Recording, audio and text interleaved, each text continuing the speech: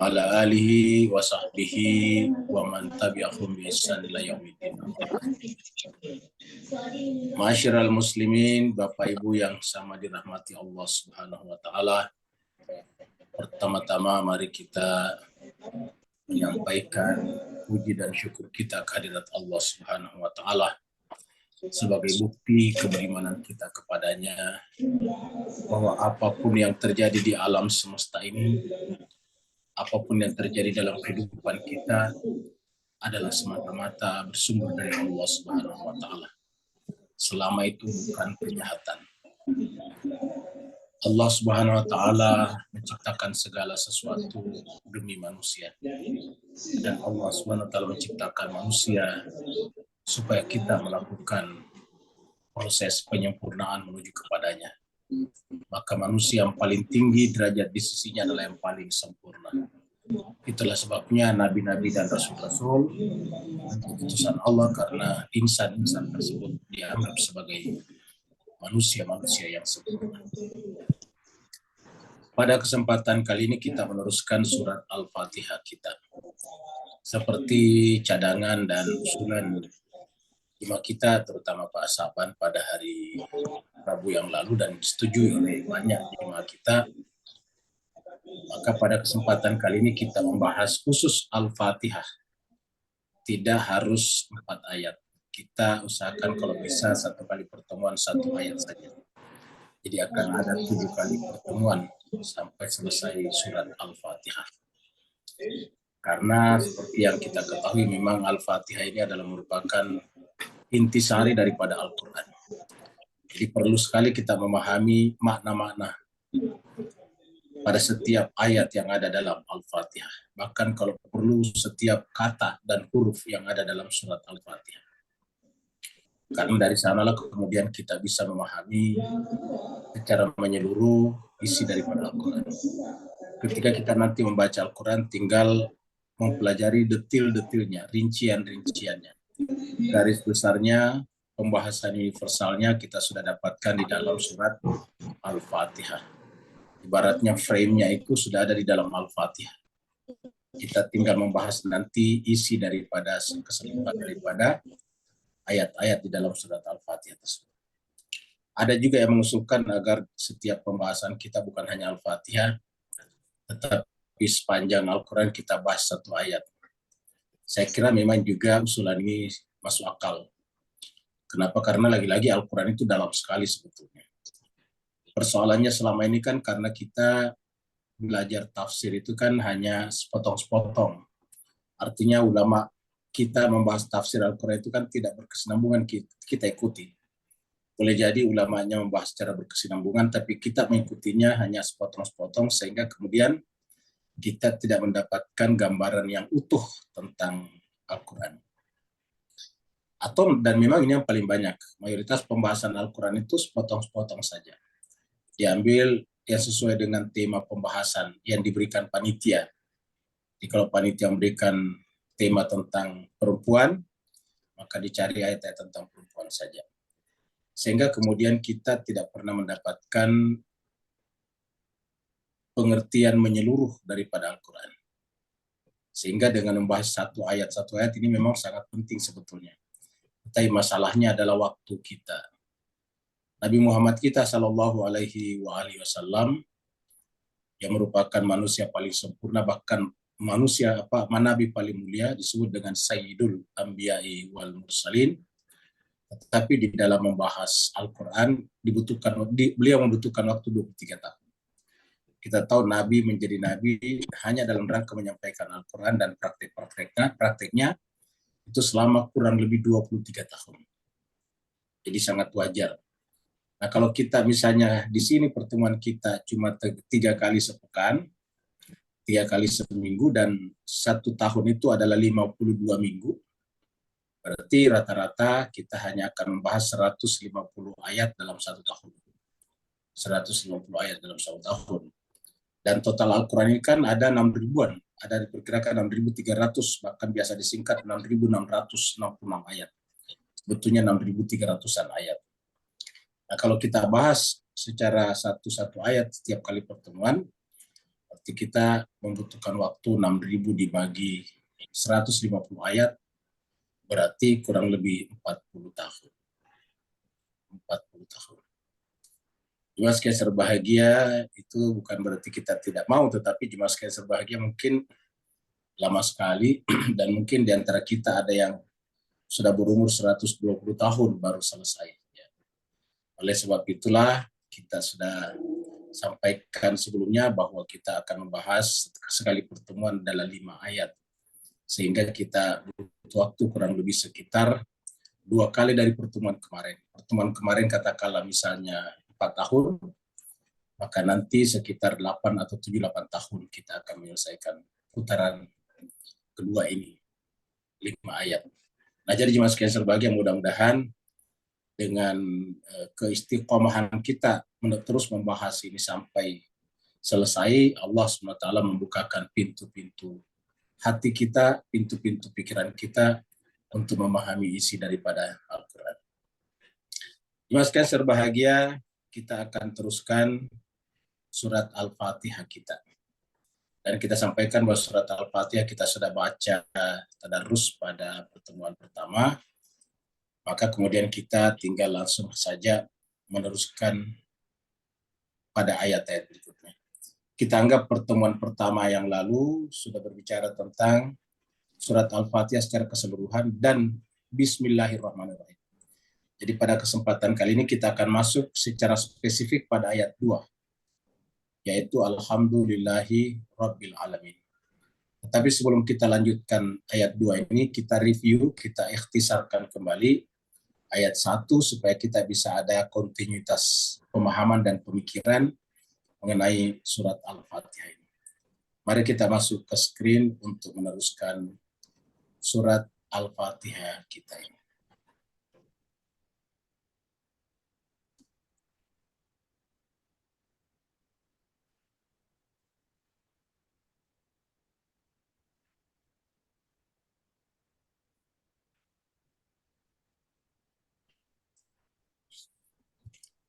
Jadi surat Al-Fatihah adalah surat yang pertama.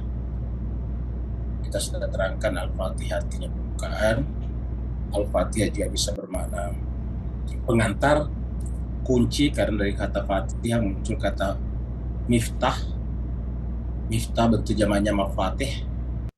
Ada buku sangat terkenal Mafatihul Jinan.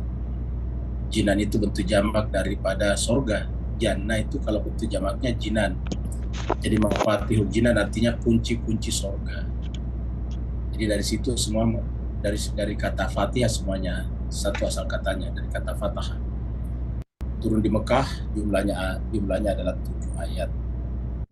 Jadi ini adalah kita berikan gambaran kunci supaya kita selalu ingat bahwa Al-Fatihah itu kunci memahami seluruh Al-Quran.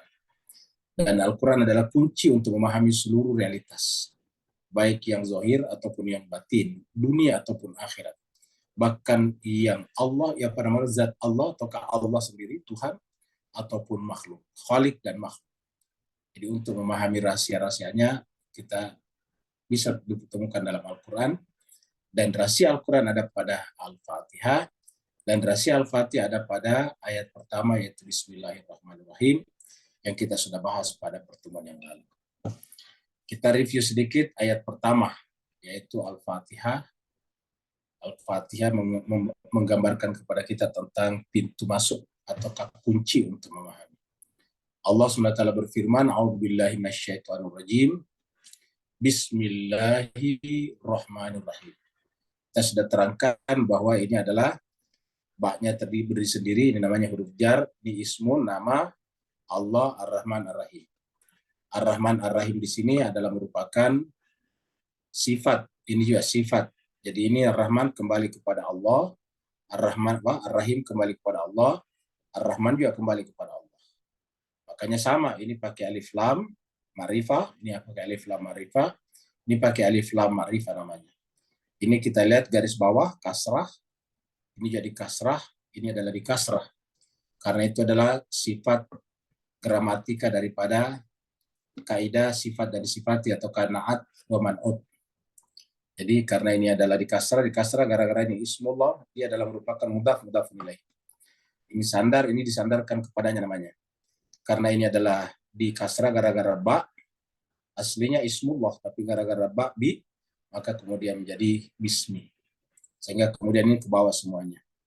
Nah, jemaah sekalian sebahagia, kita sudah hitung bahwa ini adalah ada jumlah hurufnya persis 19. Ya, kalau kita hitung. Jadi ini 1, ini ba 1, 2 sim, 3 mim, ini alif, 1, 2, 3, 4, 5, 6, 7, 8, 9, 10, 11, 12, 13, 14, 15, 16, 17, 18, 19. Dan nanti sepotong daripada ini dipindahkan ke ayat 3. Jadi nanti kita akan bahas secara khusus ini. Ini nanti di sini dipindahkan ke ayat 3 ini. Pindahkan ke ayat 3 nanti. Jadi ini dipindahkan ke ayat 3. Ya, ini. Dipindahkan nanti ke ayat 3 ini. Ya. Jadi berdiri sendiri Ar-Rahman Ar-Rahim. Persis tulisannya kita sudah lihat kemarin. Juga pakai alif lam ma'rifah, kemudian di bawah sini juga, di sini juga di kasrah. Jadi di ayat 3-nya nanti sama Ar-Rahman Ar-Rahim. Apa yang menarik Bapak Ibu jemaah sekalian? Ar-Rahman Ar-Rahim dipindahkan berdiri sendiri di ayat 3, di copy paste saja. Ada rahasia yang terkandung kenapa ini dipindahkan. Tadi jumlah hurufnya adalah 19. Coba kita ambil yang ini saja. Berapa jumlah hurufnya? Coba Bapak Ibu masing-masing hitung. Kalau punya Qur'annya. Atau kalau enggak kita sama-sama hitung di sini. Ini 1, 2, 3, 4, 5, 6, 7, 8, 9, 10, 11, 12. Jadi Ar-Rahman Ar-Rahim ini luar biasa, hurufnya adalah 12. Dan nanti kita akan lihat hadis pada saat kita nanti membaca ayat ketiga, bahwa Nabi mengatakan dalam hadis yang sangat terkenal, bahwa Islam akan selalu berjaya selama bersama dengan 12 khalifah, atau 12 amir, atau 12 imam. Coba kita lihat, 12, Ar-Rahman Ar-Rahim. Dan ini nanti dipindahkan begitu saja, berdiri sendiri, di ayat 3. Seakan-akan Allah menjelaskan bahwa Ar-Rahman Ar-Rahim itu adalah merupakan inti daripada agama. Seperti dalam hadis di beberapa tempat itu. Jadi, kalau ini adalah 12, berarti ini adalah 5 saja huruf, karena kan totalnya 19 tadinya. Maaf, ini adalah 7 jadinya. 7. Kenapa? Karena ini kan 15. Maaf, ini kan totalnya 19. Ini 12, berarti ini adalah 7. 1, 2, 3, 4, 5, 6, 7. Jadi ini adalah 7.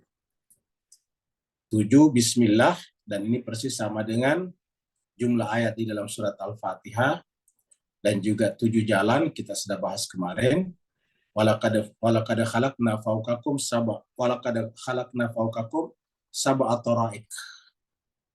Kami menciptakan di atas kalian ada 7 jalan. Surat Al-Mu'minun ayat 17.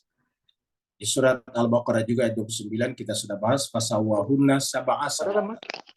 Proses penyempurnaan itu adalah ketika mengikuti 7 langit, 7 lapis langit. Dan kemudian Al-Fatihah yang 7 dibaca berulang-ulang. Inilah yang disebut di dalam surat Al-Hijr yang kita sudah bahas kemarin. Yaitu walaqad atainaka sab'an minal mathani wal Qur'anal azim. Kami telah memberikan kepada Muhammad 7 ayat yang dibaca dua-dua atau berulang-ulang. Dua-dua berulang-ulang. Mathani. Kita sudah terangkan setiap salat.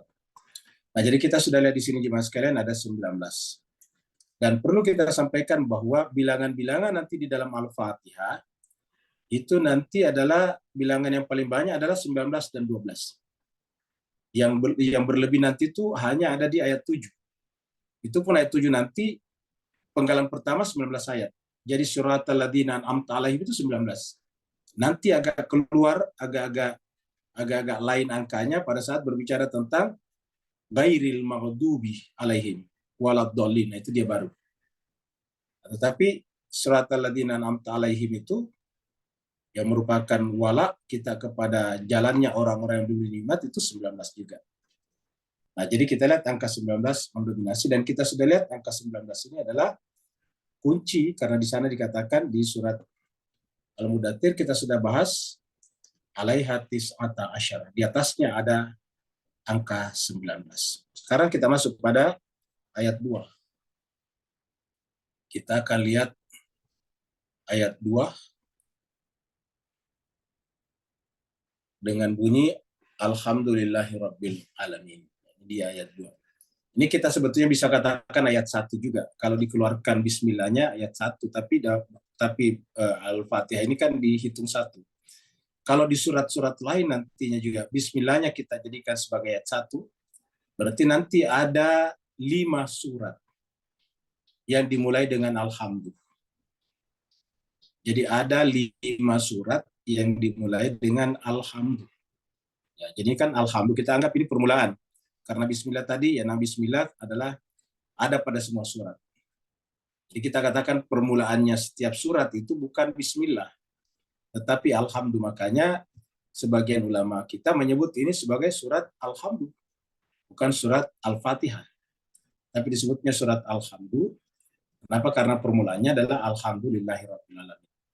Dan ada 5 surat dalam Al-Quran. Ingat, hanya ada 5 surat dalam Al-Quran yang dimulai dengan alhamdulillah. Ada 5 surat. Dan Bapak sekalian, angka 5 ini ingat sama dengan jumlah salat kita dalam satu hari. Kenapa kita tekankan ini? Nanti kita lihat. Kita lihat dulu surat-surat dalam Al-Quran. Ini ada 5 surat yang dimulai dengan Alhamdulillahirrahmanirrahim. Yang pertama tadi adalah Al-Fatihah, kalau kita keluarkan bismillahnya. Kemudian kedua surat Al-An'am, sudah 2, ini sama juga bismillahnya di sini. Kemudian Alhamdulillahilladzi khalaqas samawati wal ardh. Kemudian yang kedua Al-Kahfi. Bismillahirrahmanirrahim. Baru Alhamdulillahilladzi anzala ala abdihil kitabah. Ini sudah 2, sudah 3. Kemudian yang keempat surat Saba. Setelah bismillah, alhamdulillahilladzi lahu ma fis samawati wal ardh. Jadi sudah 4. Ini kan 3 di sini, 1 di Al-Fatihah tadi, kemudian ini yang terakhir 5, surat Fatir. Bismillahirrahmanirrahim. Alhamdulillahi fatiris samawati wal ardh. Jadi ada 5 surat dalam Al-Quran yang dimulai dengan alhamdulillah, yaitu Al-Fatihah, kemudian Al-An'am, kemudian Al-Kahfi, kemudian Saba, kemudian Fatir. Dan setiap kata alhamdulillah di permulaan ayat itu membahas sesuatu yang luar biasa. Kita bahas surat Al-An'am dulu, karena Al-Fatihah tersendiri nantinya. Allah berfirman, Alhamdulillahilladzi khalaqas samawati wal ardh.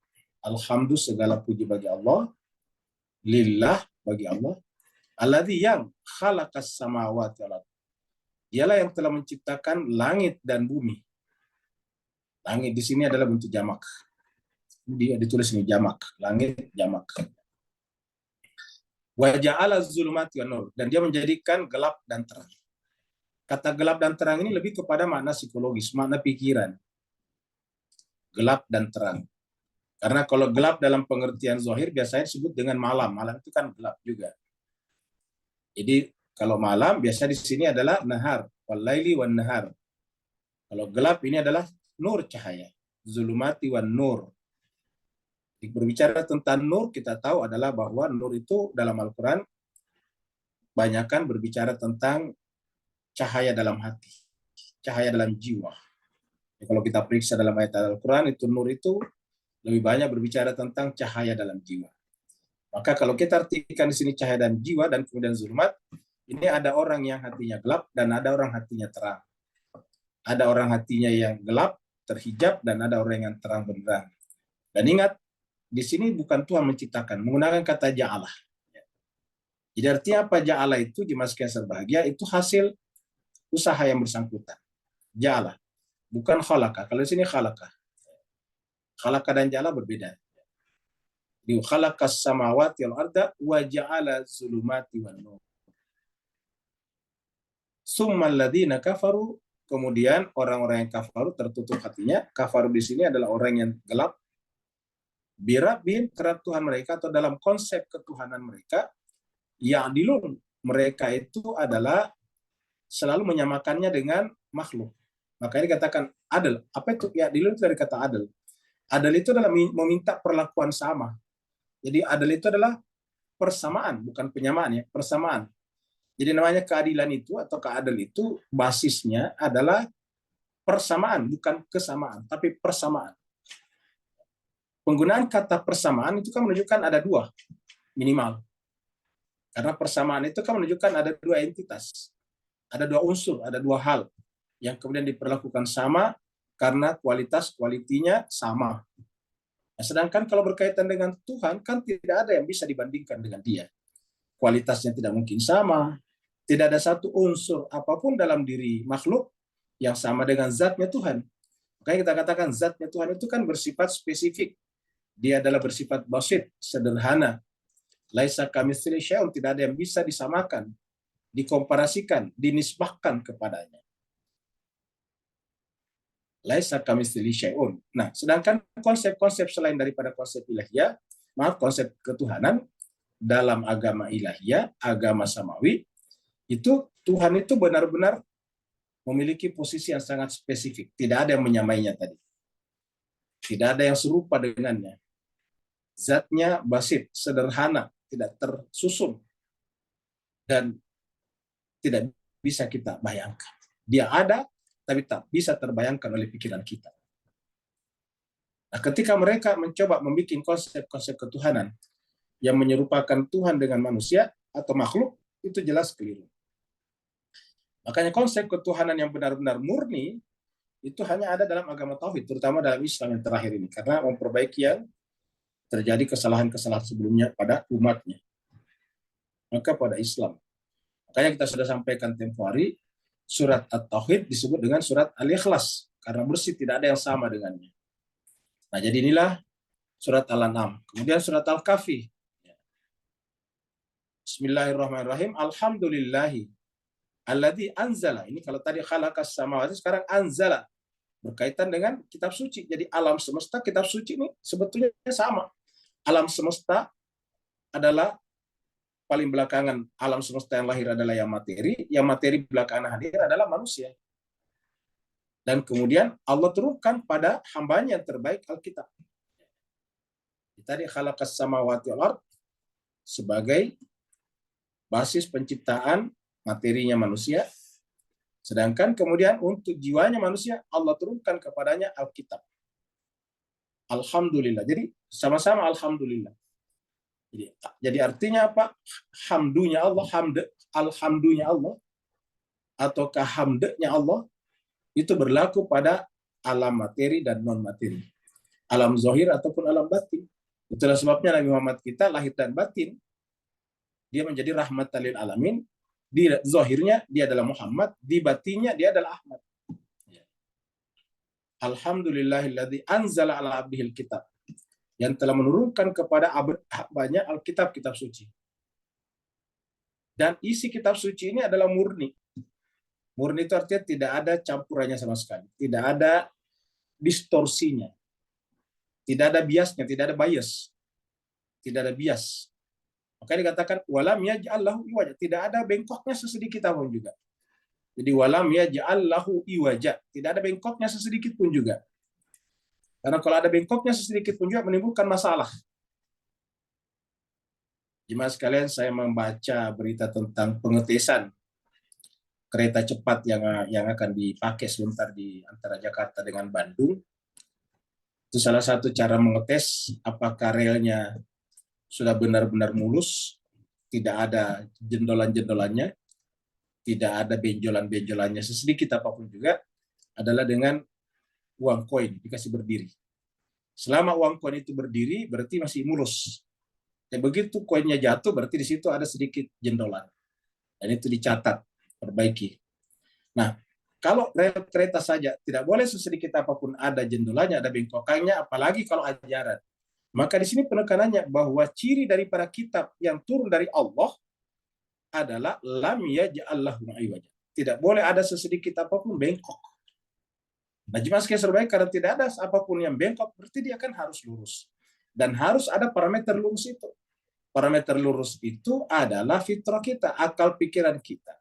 Maka dengan demikian terjadilah korelasi timbal balik antara kitab suci dengan akal pikiran kita. Akal pikiran kita itu adalah bagaikan mata, kitab suci adalah bagaikan cahaya. Jadi ini korelasi timbal balik namanya. Tidak bisa mata melihat tanpa cahaya, percuma juga ada cahaya kalau kita tidak punya mata. Jadi kitab suci seperti itu juga. Kitab suci adalah cahayanya hati, sedangkan hati kita, akal pikiran kita adalah merupakan matanya jiwa kita, mata jiwa kita. Nah, dengan demikian, ajaran yang datang kepada jiwa harus tidak boleh bengkok sedikit apapun juga. Kenapa? Karena perbuatan, perilaku, tindakan, aktivitas manusia bermula dari pikirannya. Begitu jiwanya sedikit bermasalah, maka tindakannya bermasalah. Walam yaj'allahu aywaja. Tidak boleh ada bengkok sesedikit apapun juga. Ada beberapa yang disebutkan, ada orang-orang tertentu yang berusaha membuatnya bengkok. Jadi ada pihak-pihak tertentu yang membuat agama ini bengkok, yaitu dibawa sesuai dengan hawa nafsunya, keinginannya, kepentingannya, agenda-agenda pribadi dan kelompoknya. Berikutnya surat Sabah. Ini adalah surat yang keempat yang dimulai dengan alhamdulillah bismillah. Di bismillahirrahmanirrahim. Alhamdulillahilladzi lahu ma fis samawati wa fil ardh. Kalau tadi yang pertama khalaqas samawati wal ardh, kemudian yang kedua anzala alaihil kitab, ala abdihil kitab, sekarang adalah penegasan bahwa alam semesta ini zahir zahir ataupun batin, karena ini jamak, itu adalah miliknya. Kata-kata miliknya artinya bahwa semuanya hanya bisa dinisbahkan kepada dia. Kata-kata miliknya juga menunjukkan bahwa dia punya prerogatif mutlak, otoritas mutlak terhadap alam semesta.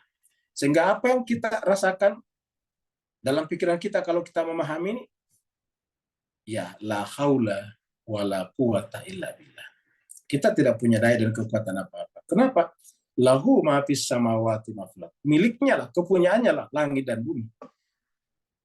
Tentu termasuk apa yang ada di dalam, termasuk kita. Jadi kita ini sebetulnya tidak punya daya dan kekuatan apa-apa. Maka karena kita tidak punya daya dan kekuatan apa-apa, maka kemudian kita harus menyelesaikan seluruh kehendak-kehendak kita dengan kehendak Tuhan. Karena kehendak yang terpasang pada jiwa kita sebetulnya kehendak Tuhan. Ketika kehendak yang terpasang pada jiwa kita adalah kehendak Tuhan, maka kemudian kita harus membuat kehendak itu sama dengan kehendak Tuhan. Loh, kenapa harus dibuat sama? Kan kehendak itu dari Tuhan. Ya, salah satu sifat kehendak itu bebas. Ya, namanya kehendak bebas. Kalau tidak berkehendak ya bukan bebas namanya. Kehendak itu adalah bebas memilih A atau B. Nah, maka tugas kita adalah menjadikan kehendak kita sama dengan kehendak Tuhan. Walahul hamdu. Nah, 2 kali nih. Alhamdu, baru walahul ham, kepunyaannya lah semua pujian. Sampai di mana? Di akhirat, fil akhirah. Jadi di dunia dia adalah terpuji, di akhirat dia terpuji. Disinilah kita lihat kalau alhamdu ini terkait dengan Muhammad, Ahmad, dan Ahmad, kan berarti bahwa ini menunjukkan bahwa Muhammad bin Abdullah itu bukan hanya merupakan rahmatan lil alamin fid dunia, tapi juga rahmatan lil alamin fil akhirah. Karena kita katakan bahwa alam itu bentuk jamak. Jadi Nabi Muhammad itu adalah rahmatan lil alamin fid dunia dan juga fil akhirah. Di dunia dia membimbing kita dan kita berwilayah kepadanya, berwali kepadanya, berwala kepadanya, dan ujungnya nanti di akhirat dia akan memberikan syafaat kepada kita. Alhamdulillah fil akhirah. Jadi kita tidak mungkin dapatkan syafaat di akhirat kalau tidak melalui beliau.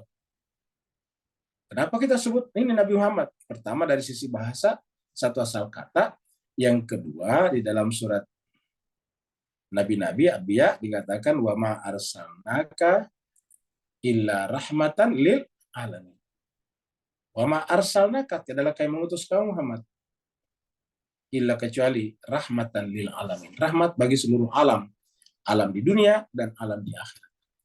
Di dunia sebagai pembimbing, sebagai pemandu, sebagai mursyid, sebagai uswatun hasanah, sebagai pencontoh akhlakul karimah, dan di akhirat akan memberikan syafaat kepada siapa yang dianggap sebagai orang hamba umatnya yang berhak mendapatkan syafaat itu. Wa huwal hakimul khabir, dan dia Allah SWT adalah al-hakim Maha bijaksana, Al-Khabir, dan mengetahui semua perbuatan-perbuatan kita. Ini surat Saba. Kemudian surat Fatir. Ini surat yang kelima. Ini kan 4 nih, 5 dengan Al-Fatihah. Jadi surat Fatir, Bismillahirrahmanirrahim. Alhamdulillahi fatiris samawati wal ardh. Alhamdulillah, segala puji bagi Allah, fatiris samawati wal ardh. Segala puji bagi Allah, fatir. Fatir itu adalah pencipta sejak awal, dari satu asal kata dengan fitrah. Kalau dikatakan dalam Al-Quran, fitrat Allah allati fataran nas, itu menggunakan bentuk ini, fa, to, dan ra. Fatir yang menciptakan dari awal. Khalaqa, menciptakan setiap saat. Jadi alhamdulillah, segala puji bagi Allah yang fatiris sam, dialah yang menginisiasi penciptaan langit dan bumi. Kemudian Ja'il, ini menjadikan. Ja'il ini ada pekerjaan kedua setelah sudah ada. Seperti manusia sudah ada, diangkat kemudian sebagai khalifah. Ja'ilun fil ardi khalifah, sama. Ja'ilun fil ardi. Kali ini ja'ilil malaika. Ja'ilil malaika, menjadikan malaikat rusulan, rasul-rasul. Utusan-utusan Tuhan. Jadi malaikat-malaikat itu rasul juga, utusan Tuhan. Jadi bisa kita katakan ada utusan Tuhan di alam malakut dan ada utusan Tuhan di alam nasut. Utusan Tuhan di alam nasut itu yang kita hafal dengan 120.000 nabi atau 25 nabi dan rasul. Itu adalah rasul di alam zahir, di alam dunia, di alam nasut. Dan ada juga rasul di alam malakut, yaitu malaikat-malaikat. Malaikat mana? Malaikat yang menempati alam atas. Seperti mana juga rasul di kalangan kita manusia yang menempati level atas, insan kamil namanya. Kenapa? Karena mereka lah yang terjaga. Sedangkan kita di bawah ini bisa terjerumus setiap saat atau kapan saja ke dalam keburukan-keburukan dan kejahatan-kejahatan. Malaikat juga begitu.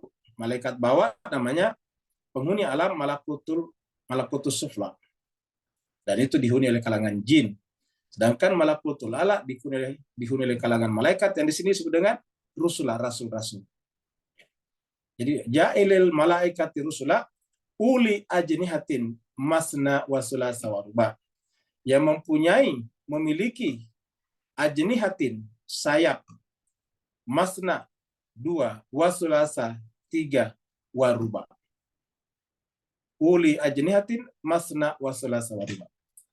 Apa maknanya kaitannya dengan malaikat masna wa sulasa wa ruba? Apakah malaikat seperti manusia yang bisa menikah 2, 3, 4 kali? Bukan itu maksudnya. Artinya apa? Artinya malaikat itu memiliki kecepatan yang berbeda-beda atau bahkan sesuai dengan penugasannya masing-masing. Kita biasa melihat ada 1000 kali 1000 hari dalam hitungan kita, 1000 tahun dalam hitungan kita, ada 5000 tahun dalam hitungan kita. Ini menunjukkan bahwa kecepatan dan malaikat itu yang bertingkat-tingkat. Kita tahu bahwa penghulu para malaikat adalah malaikat Jibril. Jadi bertingkat-tingkat juga. Penggunaan kata masna wa sulasa ruba menunjukkan mereka juga bertingkat-tingkat. Nabi-nabi juga bertingkat-tingkat. Faddalna ba'dahum ala ba'din. Tilkar rusulu faddalna ba'dahum ala ba'din. Jadi rasul-rasul di kalangan manusia juga bertingkat-tingkat juga. Ada 124.000 nabi dan hanya 25 yang bergelar nabi dan rasul dan hanya 5 yang bergelar ulul azmi dan hanya 1 yang bergelar sayyidul anbiya'i wal mursalin. Jadi bertingkat-tingkat seperti itu. Ini penggunaan ini. Yazidu fil khalqi ma yasha. Allah menambahkan fil khalq pada penciptaannya ma yasha dengan dia kehendaki. Kata-kata yazidu fil khalq ma yasha, kita tahu semuanya bahwa alam semesta ini kan bertambah. Expanding. Dia expand alam semesta ini. Kemudian kita tahu manusia juga di dalam bumi ini bertambah terus. Begitu juga dengan jenis-jenis yang lain bertambah. Yazidu fil khalqi ma yasha. Innallaha ala kulli syai'in qadir. Sungguhnya Allah SWT terhadap segala sesuatu maha kuasa. Jadi inilah 5 surat. Dan kita lihat itu maknanya semuanya mirip-mirip. Maknanya semua mirip-mirip. Berkaitan dengan relasi Allah dengan alam semesta, dengan ciptaannya. Bagaimana kita memahami khalik kaitannya dengan makhluk? Kita bisa baca dalam surat-surat yang dimulai dengan Alhamdulillah tadi. Kita lihat di sini jemaah sekalian. Kembali ke Al-Fatihah. Jadi Alhamdulillahirabbil alamin. Tadi kita sudah sampaikan bahwa kata Bismillahirrahmanirrahim itu jumlah hurufnya adalah 19. Ar-Rahman Ar-Rahim sendiri adalah 12, dan berarti bahwa Bismillah hanya 7 huruf saja. 7 huruf. Jadi ada 12 tambah 7 berarti 19. Nah, jadi Mas sekalian terbaik, kemudian Alhamdulillahirabbil alamin. Kalau kita perhatikan di sini Alhamdulillahirabbil alamin. Kalau kita perhatikan ini Pak Bu sekalian, coba kita hitung ini jumlah hurufnya. Karena ini rahasia, sampai pada tingkat huruf-hurufnya Al-Fatihah adalah rahasia. Coba Bapak Ibu semua hitung sendiri jumlah hurufnya ini Alhamdulillahirabbil alamin. Kita hitung. 1, 2, 3, 4, 5, 6, 7, 8, 9, 10, 11, 12, 13, 14, 15, 16, 17. Jadi jumlahnya di sini adalah 17 huruf. Apakah Bapak Ibu biasa mendengar angka 17 ini? Jawabannya adalah rakaat salat kita dalam satu hari. Salat kita dalam satu hari adalah 5, salat zuhur, asar, maghrib, isya, dan total rakaatnya adalah 17 rakaat. Zuhur 4 rakaat, tambah asar 4 rakaat 8, tambah maghrib 3 rakaat sudah 11, tambah isya 4 rakaat 15, tambah subuh 2 rakaat 17. Sama dengan 17. Dan ini semuanya kita baca berulang-ulang Al-Fatihah. Jadi ada 17 rakaat. Walaupun kita sudah bicara kemarin bahwa di beberapa mazhab yaitu Al-Fatihah hanya wajib dibaca di ayat 1 dan 2, tetapi tidak berarti dilarang dibaca di ayat 3 dan 4 atau ayat 3 kalau Al-Maghrib. Bahkan sebagian ulama mengafdalkan membaca Al-Fatihah di ayat 3 dan 4. Yang lain bisa diganti dengan tasbih subhanallah walhamdulillah wala ilaha illallah wallahu akbar. Jadi ini adalah 17 ayat. 17 huruf. Tetapi Bapak sekalian, kalau kita kembalikan kepada aslinya huruf, aslinya kata, ini sebetulnya 19. Di mana masalahnya? Coba kita perhatikan tadi pada bismillah. Ya, bismillah tulisannya Allah. Jadi di sana ada tulisan Allah. Ini tadi nih, ya. Ini tulisannya Allah tadi sana. Kalau Bapak Ibu lihat tadi bismillah, bismillah, bismi Allah, bismillahi. Jadi aslinya ini sebetulnya Allah ini, ya. Aslinya Allah ditambah dengan huruf jar li di depannya, ini li. Ya. Ini li adalah huruf jar. Ini adalah li tambahan di sini. Nah, jadi ini adalah li, kita pisah supaya kelihatan ini tulisannya adalah lillah. Coba Bapak sekalian kalau kita baca sesuai dengan huruf aslinya. Karena Allah kan tidak pernah bisa ditulis lah seperti ini saja. Aslinya begini, ini penulisannya adalah penulisan bunyinya. Lillah, sebetulnya li Allah. Jadi alhamdulillahi. Alhamdulillahi. Segala puji bagi Allah, kan begitu. Makanya terjemahkan segala puji bagi Allah. Ya ini. Jadi baginya ini adalah dari sini, dari sini nih. Bagi ini Allah, bagi Allah. Sama juga sini bagi Allah. Karena ini bagi untuk kepunyaan. Segala puji adalah kepunyaan Allah. Segala puji itu hanya berhak untuk Allah. Nah, jadi dengan demikian ya sekarang kalau kita hitung berdasarkan ini, coba kita hitung. Jadi kita tinggalkan dulu ini. Ya, kita tinggalkan ini. 1, 2, 3, 4, 5, 6, 7, 8, 9, 10, 11, 12, 13, 14, 15, 16, 17, 18, 19 lagi. Jadi kita lihat di sini jemaah sekalian berbahagia, jumlahnya di sini adalah kalau sesuai dengan lafaznya adalah 17, sesuai dengan tulisannya adalah 19. Maaf, sesuai dengan lafaznya 19 dan tulisannya 17. Kalau kan tulisannya lillah. Nah, jadi kembali lagi angka 19 sama dengan bismillah tadi. Jadi bismillahirrahmanirrahim itu adalah apa namanya? 19 juga. Bismillahirrahmanirrahim 19. Alhamdulillahirrahmanirrahim juga adalah 19. Jadi 19 ya. Jadi aslinya adalah 19 ya. Sama dengan jumlah alaiha tis'ata asyara. Di atasnya ada bilangan 19. Karena selalu di situ kembali. Dikembali kepada surat yang kita bahas sebelumnya, jadi yang tidak hadir sebelumnya kita sampaikan, ada kita bahas di sini surat mana ini? Ya kita lihat saja di sini ya, surat. Kita lihat dalam surat ya, surat 74 ya.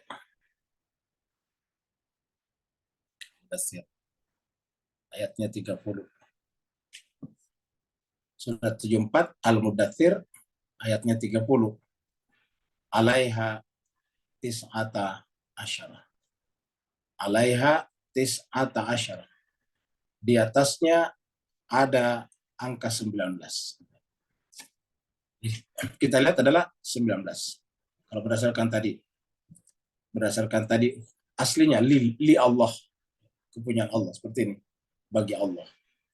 Jadi jumlahnya pun adalah 19. Nah, sekarang kita lihat kata alhamd. Hamd. Ini adalah jemaah sekalian dalam kehidupan kita sehari-hari sebagai orang Islam, disunahkan, dianjurkan oleh Nabi memulai segala sesuatu dengan baca bismillah dan menyudahi segala sesuatu dengan baca alhamdulillah. Ya, apapun yang kita lakukan mulai dengan bismillahirrahmanirrahim. Jadi kita kan punya doa-doa. Doa makan, Allahumma barik lana fi ma razaqtana dan sebagainya. Tapi doa-doa itu kalau seandainya kita tidak hafal, cukup dengan bismillah.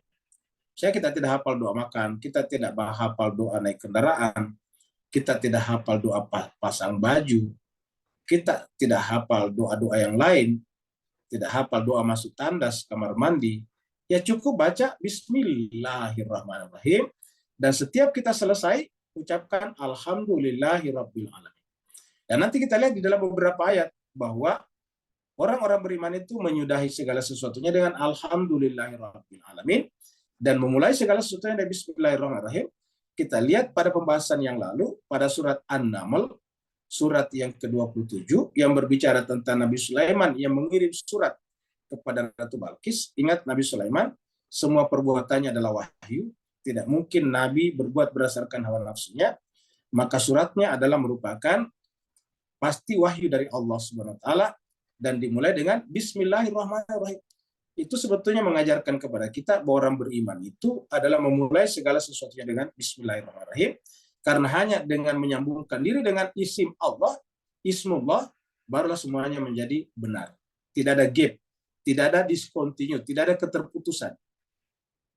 Keterputusan itu melahirkan namanya status haram. Seperti kalau kita menyembelih hewan tidak menyebut bismillah menjadi haram. Kenapa? Karena tidak ada kontinuitas, tidak ada kesatuan antara hamba yang berbuat dengan Allah yang dituju oleh perbuatan itu. Jadi supaya ada kesatuan perbuatan antara pelaku perbuatan dengan khaliknya, maka harus baca bismillah. Dalam Al-Quran dikatakan diharamkan makan bangkai, darah, daging babi, dan hewan-hewan yang zatnya halal tapi disembelih tidak dengan menyebut nama Allah. Furrimat alaikumul maita wa dama wa lahmal khinziri wa ma uhilla li ghairillah. Dan yang disembelih tidak menyebut nama Allah menjadi haram. Kan terjadi gap namanya, terjadi diskontinuitas, terjadi keterputusan, terjadi disconnect antara pelaku perbuatan dengan Allah Subhanahu wa taala yang dituju oleh perbuatan pelaku perbuatan tersebut. Nah, ketika terjadi gap kan terputus. Bapak bisa bayangkan kalau ada dua tempat yang terpisah, tiba-tiba jembatannya putus. Ya. Kalau orang Singapura mau ke Johor, atau orang Johor mau ke Singapura, tetapi jembatannya putus misalnya, ya tidak bisa jadi. Ya. Berenang cukup lebar itu bentangan sungai di situ. Dengan demikian tidak boleh putus, Karena begitu putus ya tidak tersambung Singapura dengan Johor, kurang lebih begitulah perumpamannya. Yang menyambungkan Johor dengan Malaysia itu jembatan sebetulnya. Begitu jembatan tidak ada, tidak tersambung. Orang Singapura tidak bisa ke Johor, orang Johor tidak bisa ke Singapura. Nah begitu juga di Indonesia.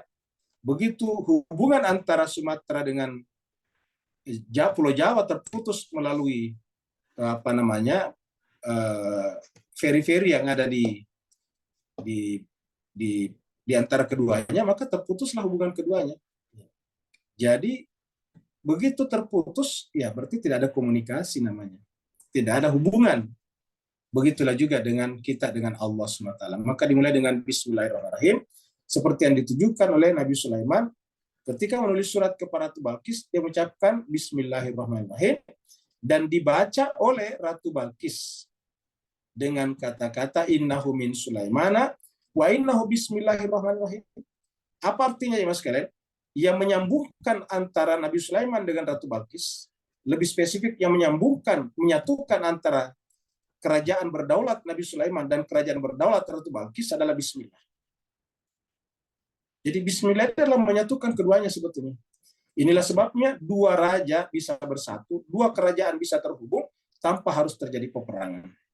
Jadi kata-kata Bismillahirrahmanirrahim itu adalah menghindarkan manusia daripada kekerasan, pertumpahan darah, kerusakan di muka bumi.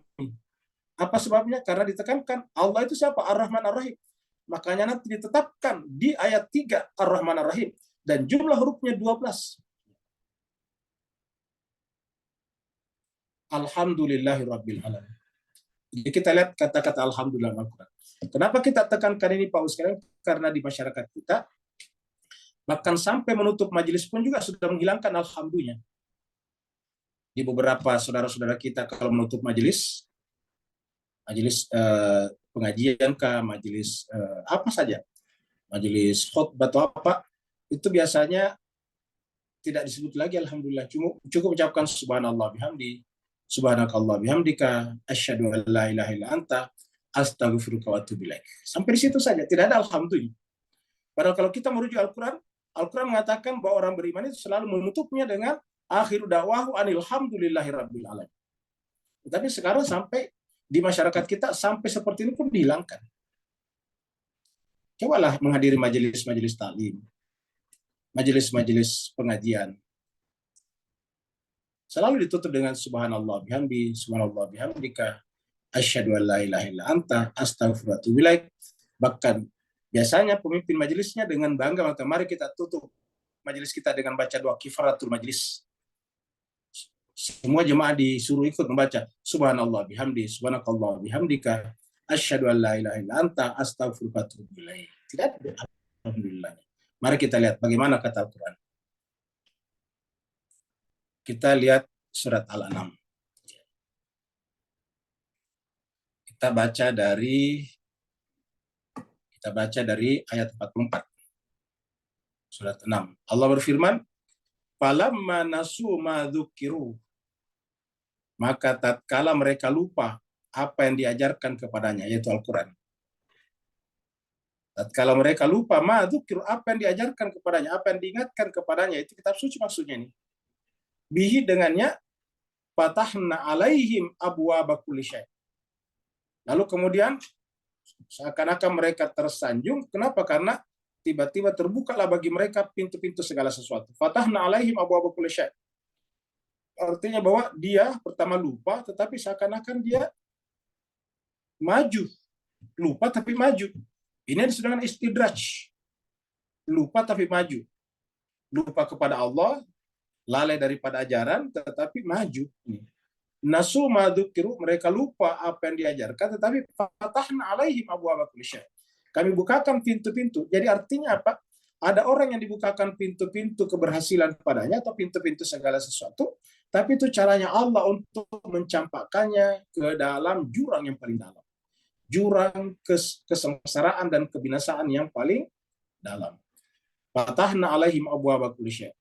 Hatta sampai idza farihu, ketika mereka semuanya bergirang-ria, bersenang-senang, bima utu, atas apa yang diberikan kepadanya itu, atas apa yang diperolehnya, tiba-tiba akhadnahum baghtatan. kami timpakan kepada mereka baghtatan secara tiba-tiba, secara mendadak, yaitu musibah besar. Apapun bentuk musibahnya.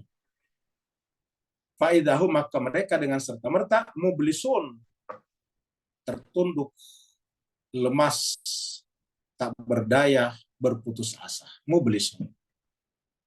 Mublisun ini satu asal kata dari iblis. Jadi artinya apa? Telah menjadi iblis. Mublisun kita artikan saja teribliskan. Faidahum mublisun. Mereka teribliskan. Mereka menjadi putus asa. Nah, jadi dari sini kita lihat bahwa ada kebaikan yang diberikan kepada seorang sebetulnya bukan kebaikan dalam tanda petik. Itu namanya istidraj. Tapi ingat, tidak semua orang yang diberikan kebaikan seperti ini. Yang seperti itu adalah yang disebut dengan ini, nasu madzukiru, lupa apa yang diingatkan kepadanya. Fakuti ada birul qaumil ladzina zalamu. Melalui kejadian itu, peristiwa itu, maka terputuslah dabirul qaumil ladzina zalamu. Terputuslah seluruh harapan dan relasinya dengan Tuhan Allah orang-orang zalim itu. Kata terputus artinya Allah tidak lagi melayani mereka. Maksudnya Allah tidak akan menerima mereka nanti di akhirat. Fakuti ada birul qaumil ladzina zalamu, dan mereka kalau dibinasakan di dunia berarti juga terputus rahmat Allah kepadanya. Walhamdulillahi rabbil alamin. Ujungnya adalah walhamdulillahi rabbil alamin. Apa sebabnya? Karena yang pantas dipuji bukanlah seperti tadi di sini farihu tadi di sini. Farihu artinya bergembira, memuji atas apa yang didapatkan selama ini. Padahal yang kita dapatkan itu berasal dari Allah, maka apapun kita harus memuji Allah saja.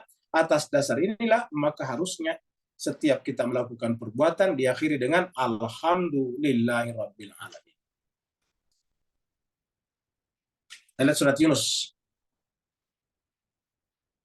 Surat Yunus ini mulai daripada ini. Kita mulai dari ayat 9. Allah berfirman, innal ladzina amanu, sungguhnya orang-orang beriman, wa amilus salihati, dan beramal saleh.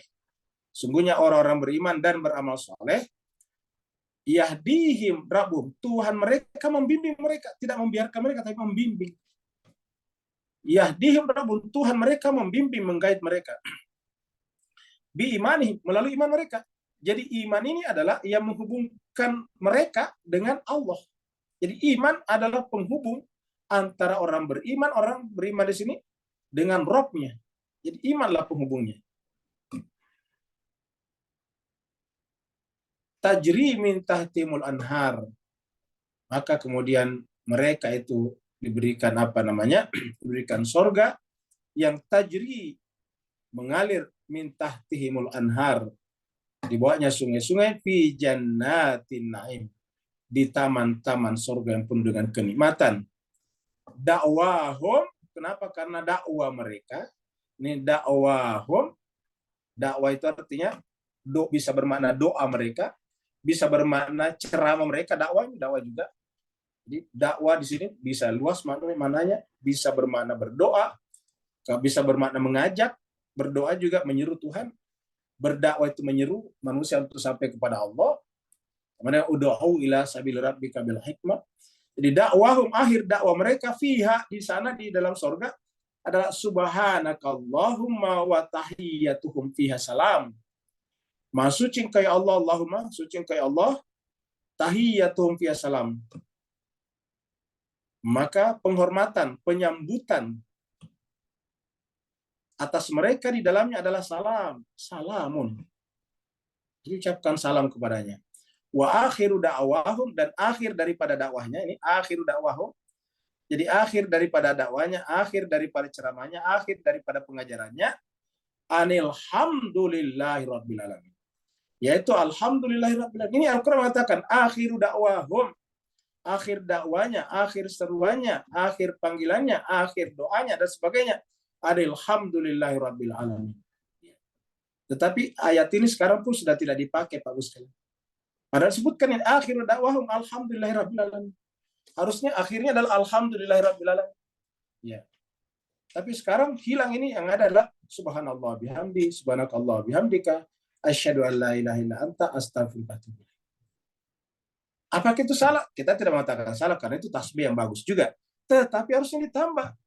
Subhanallah bihamdi, subhanakallah bihamdika, asyhadu an la ilaha illa anta, astaghfiruka wa atubu ilaik. Subhana rabbika rabbil izzati amma yasifun, wa salamun alal mursalin, walhamdulillahi rabbil alamin. Nanti ada kita lihat. Harusnya ditambah ke situ. Sehingga segala sesuatu kita tutup dengan alhamdulillahi rabbil alamin. Supaya kita habis melakukan sesuatu tidak ada rasa ego. Ini kan sebetulnya adalah ajaran rohani. Pertama tadi ketika kita mulai segala sesuatu, supaya kita tidak bersandar pada diri kita. Bahwa kita yang berdagang, iya. Kita yang bertani, iya. Kita nelayan, iya. Tetapi semuanya itu adalah dari Allah.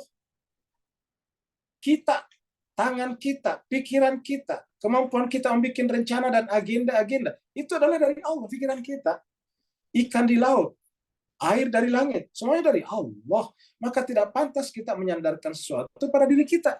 Maka kita mulai segala sesuatu dengan menyambungkan dengan Allah. Saya bertani, bismillahirrahmanirrahim, bersama dengan nama Allah. Saya nelayan dengan nama Allah SWT. Saya berdagang dengan nama Allah. Saya membawa kendaraan ataukah kereta, mobil dengan nama Allah. Semua kita lakukan dengan bismillahirrahmanirrahim. Dan setelah berhasil, keberhasilan itu tidak boleh dialamatkan pada diri kita. Maka akhir semuanya, akhir daripada perjalanan kita, akhir daripada pulang dari nelayan di laut, akhir daripada pulang bertani di sawah, akhir daripada pulang berdagang di toko dan di kedai, akhir pulang daripada menjadi sopir dan sebagainya, maka alhamdulillahirabbil alamin. Ini yang indah sekali Pak Ustaz. Kita mulai segala sesuatunya dengan bismillah. Kita tutup dengan alhamdulillahirabbil alamin. Coba Bapak sekalian dawamkan ini, rutinkan melakukan ini, itu akan terasa sesuatu yang indah pada jiwa kita. Kita akan merasakan tangan-tangan Tuhan itu sangat-sangat dekat dengan kita. Setiap kita melakukan sesuatu, memulai sesuatu, apa saja, mulai mandi, mulai akan tidur, mulai berangkat dari rumah, mulai bekerja, mulai menulis, mulai ini dan itu, maka bismillahirrahmanirrahim. Apalagi kalau ditambah dengan selawat. Kenapa? Karena jemaah sekalian, di bismillahirrahmanirrahim tadi ada ar-Rahman ar-Rahim yang jumlahnya 12. Setelah itu, setelah selesai semuanya, alhamdulillahirabbil alamin. Kita tutup dengan alhamdulillahirabbil alamin. Segala puji bagi Allah seluruh sekalian.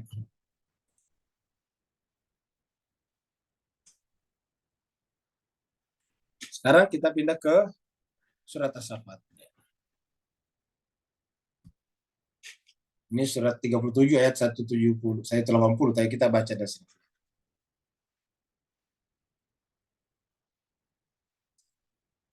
Tapi kita tidak baca ini Abusir, fasaufa yubsirun. Perlihatkanlah, niscaya mereka akan melihatnya.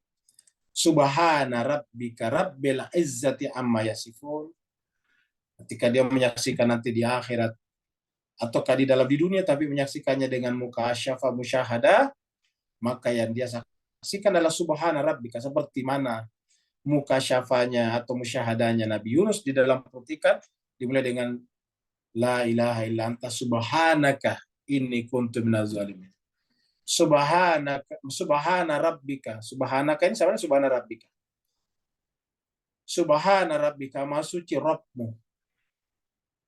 Subhana rabbika rabbil izzati amma yasifun wa salamun alal mursalin walhamdulillahi rabbil alamin. Kan lengkap ini Bapak sekalian. Ini pas di akhir lagi nih. Ini adalah akhir daripada surat As-Saffat 152. Jadi surat As-Saffat ini surat 37 itu hanya 182 ayat. Dan berada di akhir juga. Ya ini. Subhana rabbika rabbil izzati amma yasifun wa salamun alal mursalin walhamdulillahi rabbil. Inilah harusnya menjadi penutup. Karena ini sebetulnya Saffat ini adalah bentuk amalan praktis dari surat Yunus tadi. Nih. Wa akhiru da'wahum alhamdulillahi rabbil alamin, surat Yunus tadinya. Ya, ayat 10. Akhiru da'wahum anilhamdulillahirabbil alamin. Bagaimana anunya kalimat lengkapnya? Nah, disampaikan di dalam surat As-Saffat, yaitu subhana rabbika rabbil izzati amma yasifun wa salamun alal mursalin walhamdulillahi rabbil alamin. Jadi kalau kita pakai yang dari hadis tadinya, subhanallah bihamdika asyhadu an la ilaha illa anta astaghfiruka wa atubu ilaik, subhana rabbika rabbil izzati amma yasifun wa salamun alal mursalin walhamdulillahi rabbil alamin. Bahkan 3 ayat ini sebetulnya sudah dimulai dengan tasbih subhana. Subhana rabbika rabbil izzati amma yasifun. Kita menyampaikan ini Pak Ustaz, begitu jauhnya kita umat Islam ini melenceng daripada Al-Quran. Dan inilah yang dikatakan Nabi, lagi-lagi kita sampaikan di dalam surat Al-Furqan ayat 30 itu. Nabi berkata di hadapan Allah, ya Rabbi inna qaumi ittakhadhu hadzal Qur'ana mahjura. Sampai seperti itu pun ditinggalkan. Jadi Al-Quran itu hanya menjadi ornamen-ornamen saja. Dia bukan lagi inti. Yang namanya ornamen itu seperti lukisan digantung di dinding. Harusnya kan kalau ornamen itu kan nomor 2. Yang nomor 1 itu kan adalah rumahnya. Rumahnya dulu ada, baru kita kasih ornamen, kasih unsur-unsur artistik, seperti lukisan dan sebagainya. Ini Al-Quran mengatakan subhana rabbika rabbil izzati amma yasifun wassalamun alal mursalin walhamdulillahi rabbil alamin.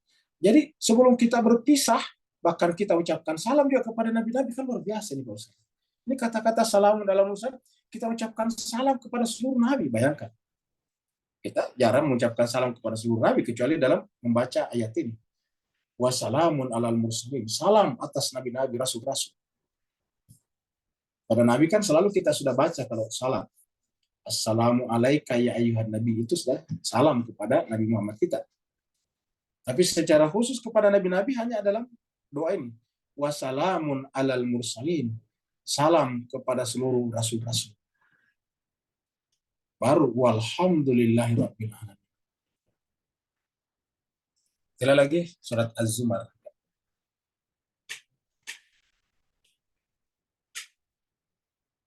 Ini adalah surat Az-Zumar, surat yang ke-39, ayatnya 75 dan seterusnya. Wa taral malaikata hafina min haulil arsy.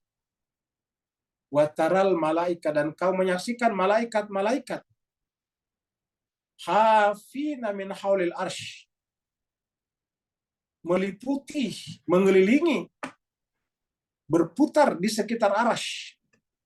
Hafina min haulil arsy, berkerumun di sekitar arasy-Nya Allah.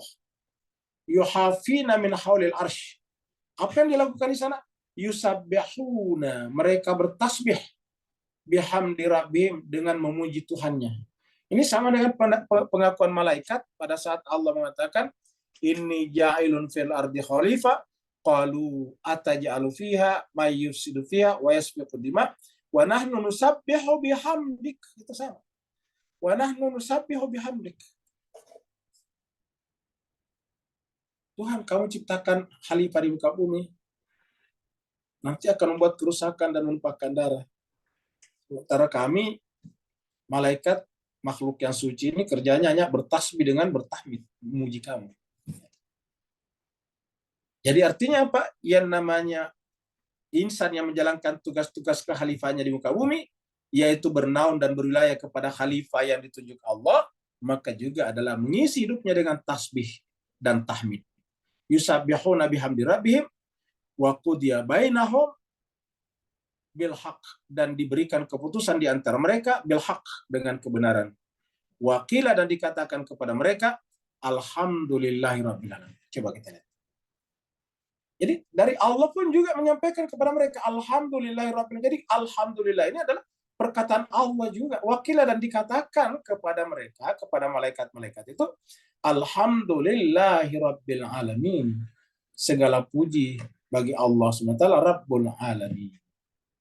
Ini seperti itu jemaah sekalian. Ini adalah surat Ghafir, ini surat 40 ayat 65. Surat Ghafir atau surat Al-Mu'min, ini nama lainnya Al-Mu'min, surat nama lainnya Ghafir. Wal hayyu, dialah Allah yang al-hayyu, yang maha hidup. La ilaha illahu, tidak ada ilah selain dia. Dia siapa? Al-hayyu. Fada'uhu, maka berdoalah kepadanya. Mukhlisin, ikhlas. Jangan berdoa kepada dia hanya karena kepentingan pribadi, berdoa karena sakit, supaya sakitnya disembuhkan. Tidak boleh, Kak? Boleh. Tapi jangan berdoanya nanti kalau sakit. Seharusnya berdoa setiap saat. Ketika ada masalah ekonomi baru berdoa. Salah? Tidak salah. Tapi yang salah kalau nanti ada kebutuhannya baru datang kepada Allah. Fada'uhu mukhlisin, harus ikhlas, mukhlas. Tidak boleh ada kepentingan. Apa artinya fada'uhu? Semata-mata karena ingin mendekat. Rindu kepada Allah. Karena dakwah ini kan menyeru Allah, memanggil Allah. Ini fada'uhu ini memanggil Allah. Menyeru kepada Allah. Menyapa Allah tanpa kepentingan. Mukhlisin, ikhlas. Lahudin, semata-mata ad-din. Karena tuntunan agama. Mukhlisin. Inilah kita bisa capai mukhlisin. Di atas kita ada mukhlasin. Tapi kita adalah mukhlisin. Baru kemudian alhamdulillahi rabbil alamin. Alhamdulillahi rabbil alamin. Segala puji bagi Allah, Rabb seluruh semuanya. Nah, kalau kita semuanya memulai dengan bismillahirrahmanirrahim, lalu kemudian ditutup dengan alhamdulillahi rabbil alamin. Artinya apa? Artinya bahwa kita tidak ada lagi senggam, tidak ada lagi gap, tidak ada lagi discontinue antara kita dengan Allah di awal sampai dengan di akhir. Semuanya adalah isi dari awal sampai akhir, adalah isinya apa? Kepada Allah. Ini artinya, inilah yang disebut dengan seluruh aspek kehidupan kita adalah ibadah. Karena dimulai dengan bismillahirrahmanirrahim dan mensifati sifat Rahman dan Rahim itu selama perjalanan aktivitas itu, pekerjaan itu, kegiatan itu sampai berujung dengan alhamdulillahirabbil alamin. Jadi bismillah dari awal adalah Allah, di akhir adalah Allah. Di awal adalah bismillahirrahmanirrahim, di akhir adalah alhamdulillahirabbil alamin. Jadi tidak ada lagi selain daripada Allah. Jadi mewujud nyatakan bismillahirrahmanirrahim di awal dan di akhir dengan alhamdulillahirabbil alamin. Inilah yang disebut dengan la ilaha illallah. Tidak ada lagi selain daripada Allah. La quwata illa billah. La haula wa la quwata illa billah.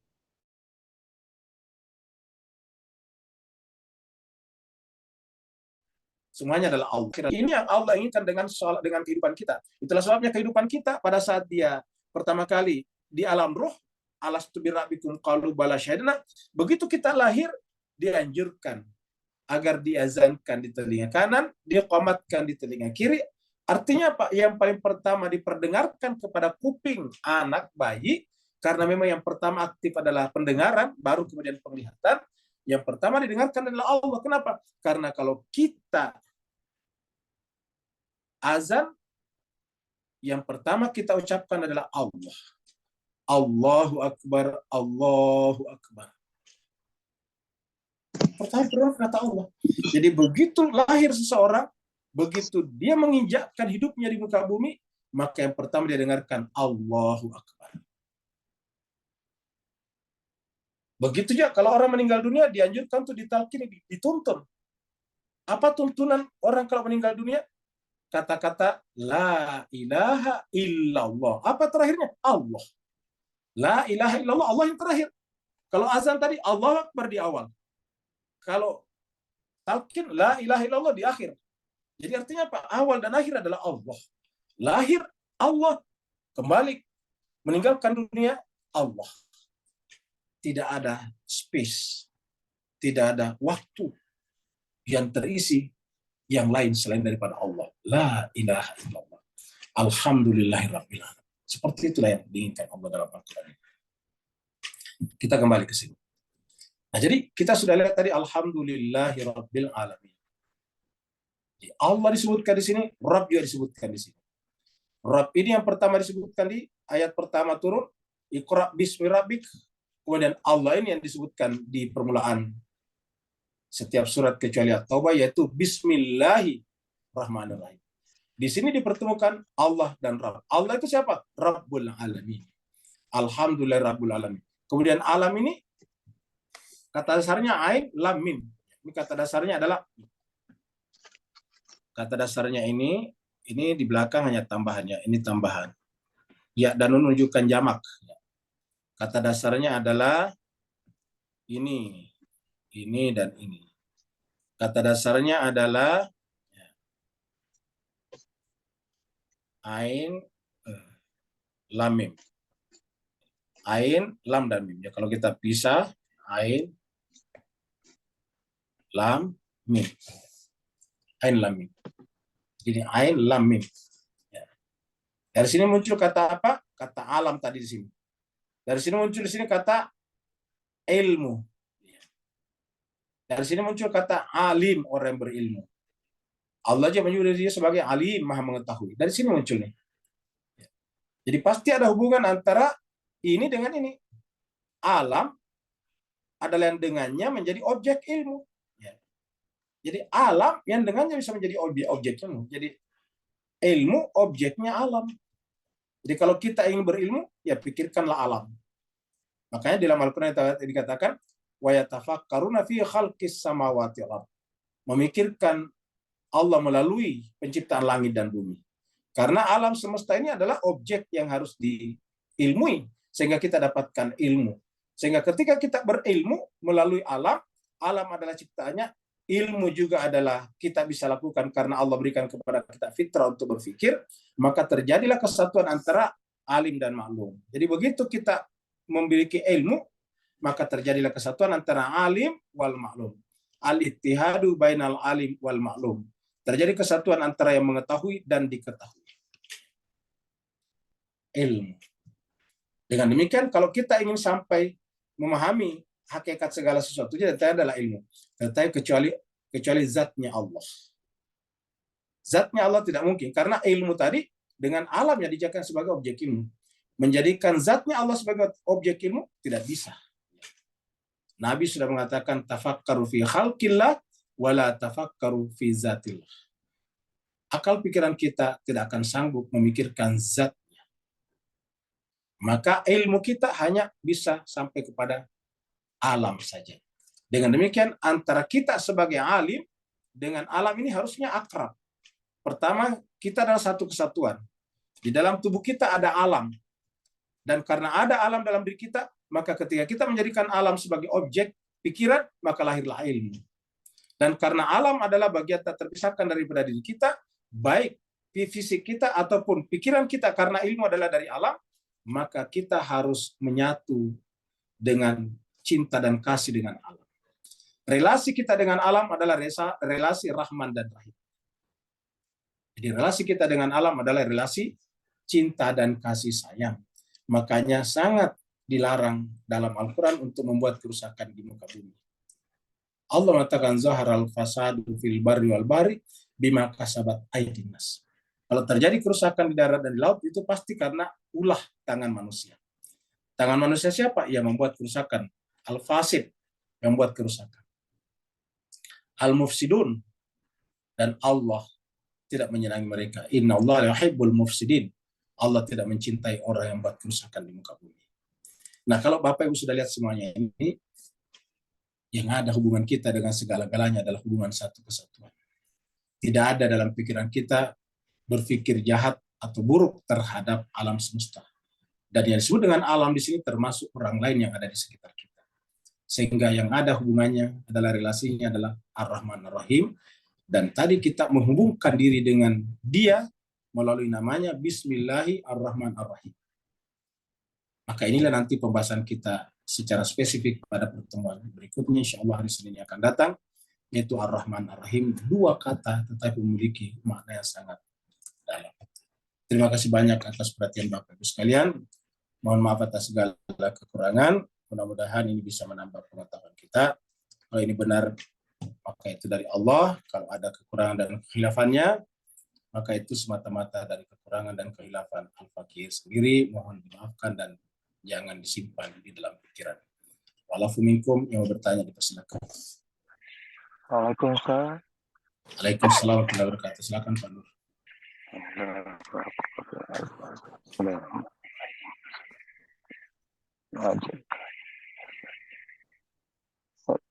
Beri pencerahan dan teguran, Ustaz.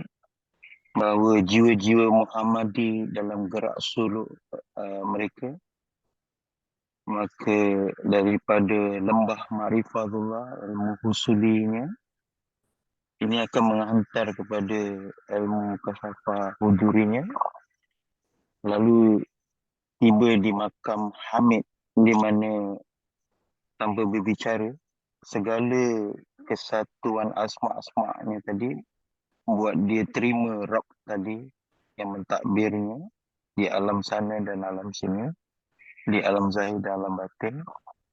Dan inilah yang tersirat terkumpul yang apa tu dalam perkataan Alhamdulillah, because Allah tadi zat yang tak terjangkau, maka melalui gerak-gerak suluk tadi dia sampai kepada kesatuan makam Hamid tadi. Jadi pencerahan saya. Barakallahu fi afwan. Baik, Mas Keserbari. Jadi intinya adalah ma'rifat, ya. Dan ma'rifat ini adalah gerak menuju kepada puncak atau menuju kepada pusat. Ma'rifat namanya. Di ma'rifat itu seperti yang biasa kita bahas di dalam ilmu tasawuf, bahwa syariat adalah merupakan bentuk zahir daripada tarekat. Saya kita katakan tarekat itu adalah merupakan bentuk batin daripada syariat. Kemudian tarekat sendiri adalah bentuk zahir daripada hakikat. Jadi kalau dibanding atau dinisbahkan kepada hakikat, maka tarekat itu adalah zahir. Sedangkan hakikat itu adalah batinnya. Kalau kita katakan tarekat itu adalah batinnya syariat, dan hakikat adalah batinnya tarekat, maka hakikat bisa kita sebut sebagai rahasianya rahasia, batinnya segala batin. Batinnya seluruh yang batin, hakikatnya segala yang hakikat, rahasianya segala yang rahasia, gaibnya segala yang gaib.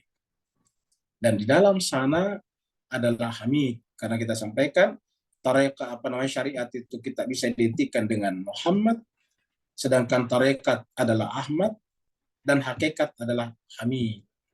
Seperti yang kita bisa lihat misalnya ini di dalam Al-Quran ada 17 kali juga Allah berbicara tentang Hamid. Kita lihat di Bapak bisa lihat saya tuliskan Hamidun, ini muncul 17 kata, 17 ayat, 17 kali. Ya, 17 kali. Dan jelas Keser begini sampai ke bawah-bawah. Ya. Ini adalah Hamid. Ya, jadi kita ambil secara acak saja misalnya. Ya, seperti contohnya walaqad ataina Luqmanal hikmata anishkur lillah wa may yashkur fa inna yashkuru nafsi wa man kafara fa innallaha ghaniyyun hamid. Kita ambil saja secara acak ini surat Luqman. Ya, surat Luqman ini adalah surat yang ke-31 ayat 12. Kita buka di sini. Surat Luqman, surat 31. Ayatnya 12. Allah berfirman, walaqad ataina Luqmanal hikmata anishkur lillah. Sungguh kami telah memberikan kepada Luqman. Kenapa kita angkat Luqman? Karena Luqman ini adalah manusia seperti kita. Tak ada satu ayat yang menyebutkan dia nabi atau rasul. Jadi kita anggap saja adalah salah satu contoh manusia biasa yang bisa mengupgrade, menaikkan kualitas jiwanya menjadi sampai pada tingkat yang disebut dengan mendapatkan hikmah. Walaqad ataina Luqmana al-hikmah. Dan sungguh kami telah berikan kepada Luqman al-hikmah. Apa intinya hikmah itu? Syukur. Jadi kalau kita buka ini hikmah, di dalamnya ada syukur. Anishkur lillah. Yaitu bersyukur kepada Allah. Jadi inti daripada hikmah itu adalah syukur kepada Allah. Wa may yashkur, dan siapa yang bersyukur, fa innama, sungguhnya yashkurul nafsi. Dia bersyukur kepadanya. Jadi siapa yang bersyukur kepada Allah, dia bersyukur kepada dirinya. Ini sama dengan ayat, siapa yang mengenal dirinya, mengenal Allah, atau mengenal Allah, mengenal dirinya. Wa may yashkur fa innama yashkurul nafsi. Siapa yang bersyukur kepada Allah, bersyukur kepada dirinya. Jadi syukur ini adalah kebalikan daripada ma'rifah. Jadi kalau ma'rifat mulai dari diri. Man arafa nafsah faqad arafa rabbah. Ya. Karena kita sudah mengenal Allah melalui diri kita, maka kita bersyukur kepada Allah. Siapa yang bersyukur kepada Allah, hakikatnya bersyukur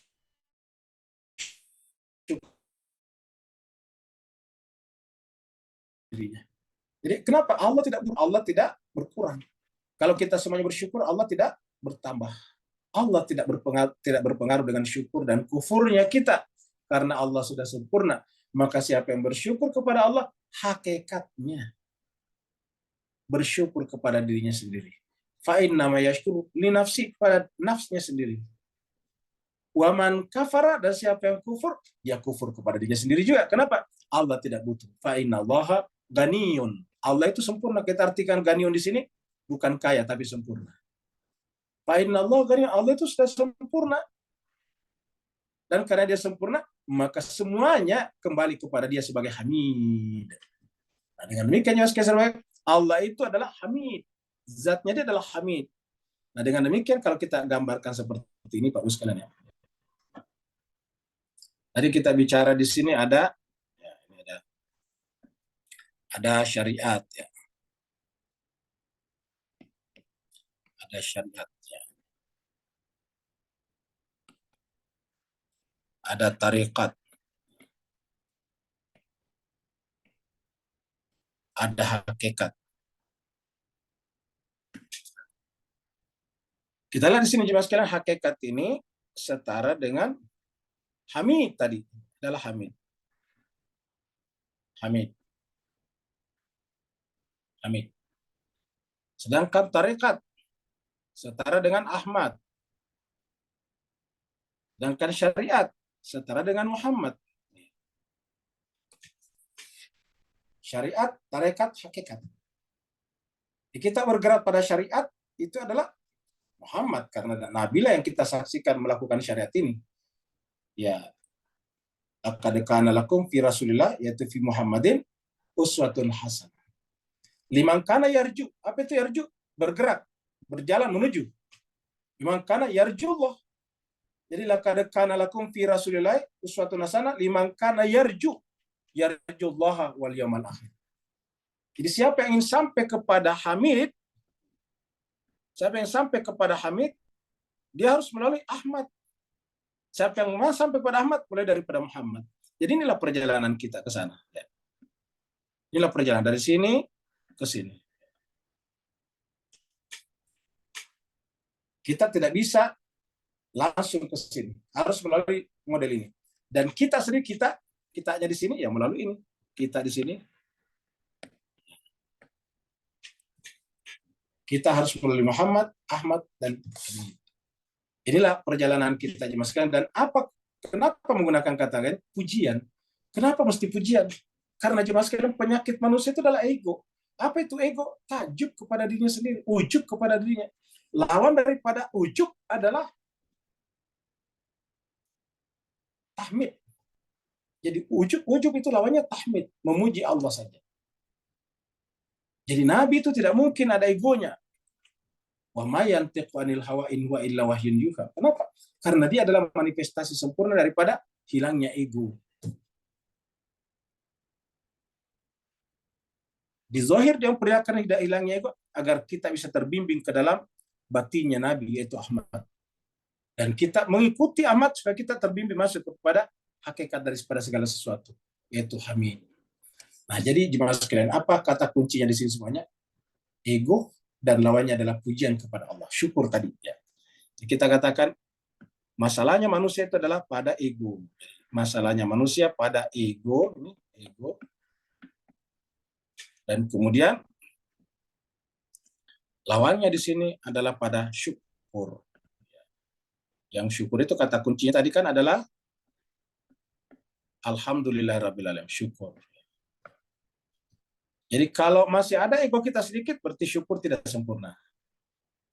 Kalau masih ada ego sedikit berkuasa pada diri kita, maka syukur tidak sempurna. Ketika syukur belum sempurna, berarti kita belum dapat hikmah.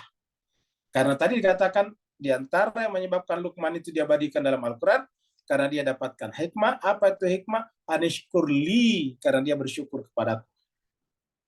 Walaqad atayna Luqman al-hikmata anishkurlillah. Wa may yashkur fa inna ma yashkuru li nafsihi. Nafsi artinya dia bersyukur kepada hakikat dirinya. Kenapa? Egonya sudah tidak menjadi penghalang, hilang. Nah, jadi inilah sebetulnya jemaah sekalian inti kita. Maka marilah kita memikirkan diri kita, selalu melihat ke dalam. mari kita selalu menilik, mencari apa benar masih ada ego dalam diri kita. Ingin mendapatkan apresiasi, ingin orang berterima kasih kepada kita, ingin mendapatkan sesuatu, ingin apa saja. Itulah sebabnya kita berkali-kali mengatakan bahwa di dalam Al-Quran, Nabi berkali-kali, semua Nabi mengatakan, saya tidak minta upah daripada kalian. Para Nabi itu dalam dakwanya dilempar batu, dicaci maki, diusir dari kampung halamannya, tapi tidak pernah memasang kepentingan-kepentingan. Tidak pernah meminta sesuatu. Tidak pernah berharap-harap akan dapatkan sesuatu. Selalu disebutkan dalam Al-Quran, Nabi-Nabi itu mengatakan, la as'alukum alaihi ajran, in ajriya illa alallahi ala rabbil alamin. Selalu gitu. Alallahi rabbil alamin. Atau ke ala rabbil alamin. Inilah yang harus kita tuju. Berikutnya lagi ada pertanyaan? Berikutnya.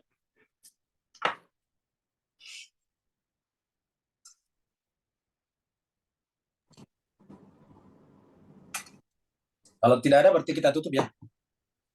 Tidak ada, Ustaz.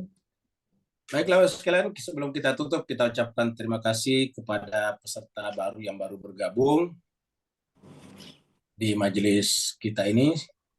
Selamat datang, selamat bergabung, semoga tetap istiqamah untuk selalu mengikuti pengajian kitab suci Al-Quran kita. Yang kita bahas selalu adalah ayat demi ayat di dalam Al-Quran, sehingga kita bisa mendapatkan pengetahuan yang sempurna tentang Al-Quran. Begitu luasnya dan dalamnya apa yang Allah inginkan kepada kita daripada Al-Quran. Terima kasih banyak. Mohon maaf atas segala kekurangan. Wa'alafu minkum.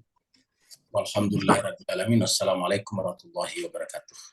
Waalaikumsalam warahmatullahi wabarakatuh. Terima kasih banyak. Syukran. Waalaikumsalam warahmatullahi wabarakatuh. Terima kasih banyak Pak Riri.